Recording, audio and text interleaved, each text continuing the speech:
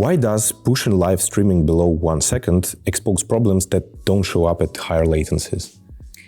Yeah, so one would say that if we want to have lower latencies, we could use more bandwidth, right? Have a bigger pipe so we can achieve lower latencies. But this is not the case.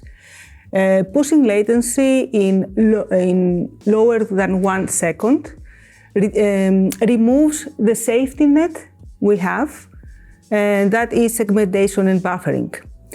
So the player can actually use buffering in order to hide any network stalls or packet loss. It has maybe even 10 or 20 seconds to recover, and the viewer doesn't know anything. However, if we push the latency into a sub-second, then there is no safety net. And this is directly viewable by the viewer. And in the case that we have like restrictions for very low latency, this is actually a constraint. And this is no longer a tuning exercise, but it is a constraint in the protocols and in the workflow. Why have traditional streaming protocols historically forced trade-offs when teams chase low latency? So traditional streaming protocols face the latency trilemma, forcing a choice between low latency, simple infrastructure, and broadcasting scale. Improving one of them would compromise one of these three factors. So HLS and DAS, they offer simple infrastructure, scaling, but latency is a multi-second one, right? 20 or 30 seconds even. If somebody would like to have sub-second latency, they could use WebRTC, but this would have high complexity and couldn't reach a higher scale because it uses peer-to-peer connections and it's quite complex. Also, RMTP could be used, but this has other problems, inherent TCP issues, like the head-of-line constraints and so on, causing implications in low latency streaming. So protocols like MOQ would solve this trilemma. So for RTMP, it can offer low latency, but it suffers from high complexity and also the head-of-line blocking that is an inherent TCP issue. QUIC has been criticized for years.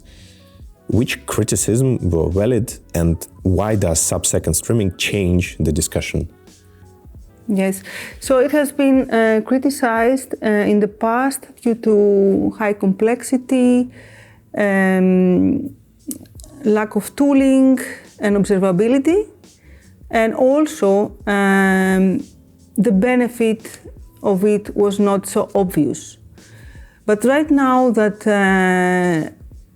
like the requirements, the streaming requirements pushing more in lower latencies and even sub-second latencies, the benefit is much more obvious, right?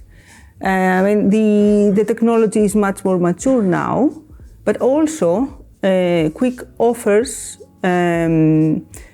solutions for handing over between different networks, like between Wi-Fi and mobile networks. Like in traditional streaming, that would mean you could see the speeder of death, trying to reconnect again. Also, packet loss is much more efficiently handled since it supports inherently multiplexing, an issue that in TCP is really obvious in streaming. And also technology is much more mature in the browsers, Currently, they support WebTransport APIs and WebCodecs that enable implementation in the browsers. Why does media over QUIC change compared to segment-based streaming workflows? So in media over QUIC, we have a workflow shift.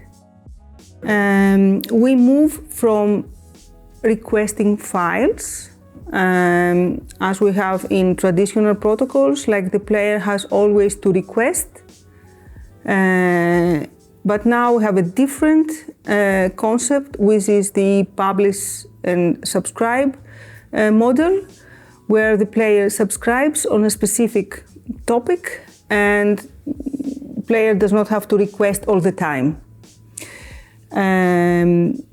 So this is alleviates from the player to actually request all the time. Another difference with media over QUIC is no longer having to do the segment-based workflow that bakes the at least 10 seconds delay, but transmits objects, and that reduces the latency to sub-second, and also multiplexing the transmitted objects. An additional benefit would be bidirectional communication, meaning that it's not only the server that can push objects, but it's also the other way around, enabling other applications in this infrastructure. Based on your experience, where does MOQ realistically fit today and where does it not? So I wouldn't see MOQ like a global replacement of anything we stream today, but it would be really important to be used in applications that latency is very important, like live sports.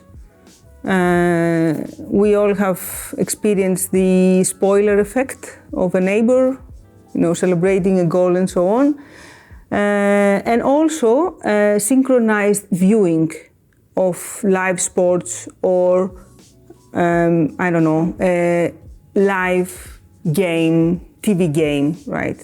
Where viewers can have synchronized viewing experiences. Polls also, auctions. I mean, in auctions everyone has to be synchronized so that we want to be fair, right? And everybody has the chance to place their bid and so on. So yes, it's not a replacement for everything, but as we push more the latency parameter, then I would say these are the applications that it makes sense to be used. What's new about MOQ specifically at Bitmovin? So in Bitmovin, we have added support for MOQ playback in our recent web player WebX. We added a model that supports MOQ playback, and we actually tested our player with Cloudflare, and the results are quite positive. We reached sub-second latencies, but this can only be used with modern, of course, browsers that support the latest WebTransport API and WebCodecs. Thank you, Lito, for this amazing talk about MOQ and related topics. It was very nice to talk. Thank you as well for the discussion and the interesting topic.